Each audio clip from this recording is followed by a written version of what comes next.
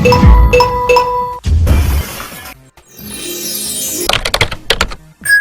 تنسى دعمنا بالاشتراك في القناة والضغط على زر الإعجاب.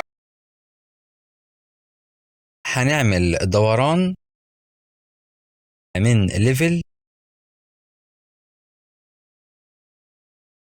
هندمج الطبقتين، هنحددهم بكنترول وبعدين بضغط كنترول اي عشان ندمج الطبقتين، وهلون هنا ابيض وهنا اسود لان ده اتجاه سقوط الضوء. لو اخترت الفرشة وحاولت الون بايدي مش هعرف اظبطها بالظبط. طيب تعالوا نعملها بطريقة تانية. هعمل نسخة بكنترول جي، واللي فوق هصغرها شوية وهاجي للي تحت وهعمل لها color overlay وهختار اللون الابيض، وهعمل نسخة تانية وهعمل لها برضو color overlay وهختار اللون الاسود، وهختار الاستيكة وهمسح من اللون الابيض الجزء ده،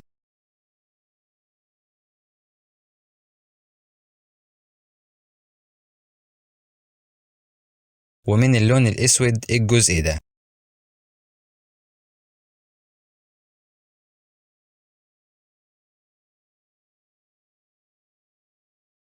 وممكن اعمل نعومة شوية بلور، بروح لفلتر وبلور وكاوسام بلور،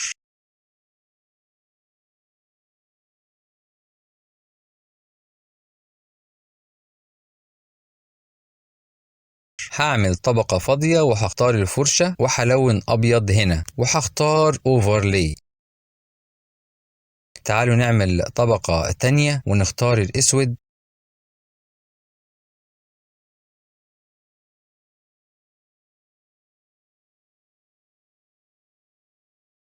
ونقلل الاوباستي. تعالوا نعمل ظل للكوباية، هنعمل طبقة فاضية وهنختار اللون الاسود. ليه؟ لان هنا ده مكان ظل، لان اتجاه الاضاءة جاي من الاتجاه ده الاضاءة اللي احنا هنعملها. يعني نضيف الصورة دي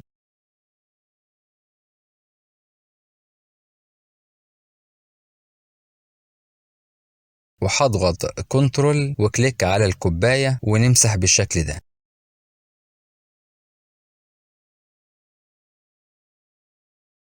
ونضيفها تاني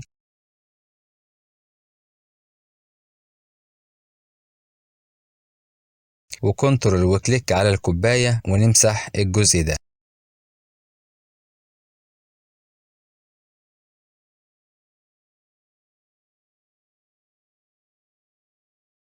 وناخد منها نسخة تانية بالشكل ده،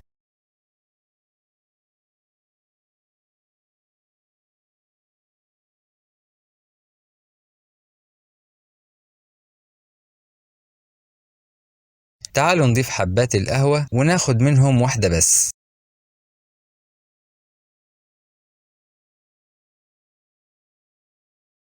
وننسخها أكتر من نسخة، Alt وبحركها عشان أعمل نسخة، ونظبط لهم أماكن الإضاءة والظل زي الكوباية بالظبط.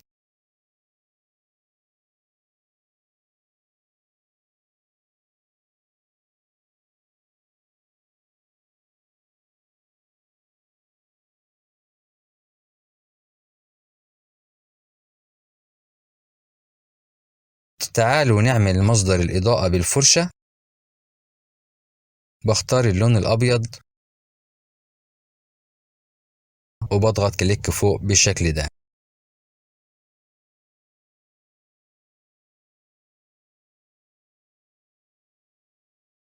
وهعمل overlay، وهعمل نسخة كنترول جي من الإضاءة دي ونسخة تانية كنترول جي تاني، بس كده.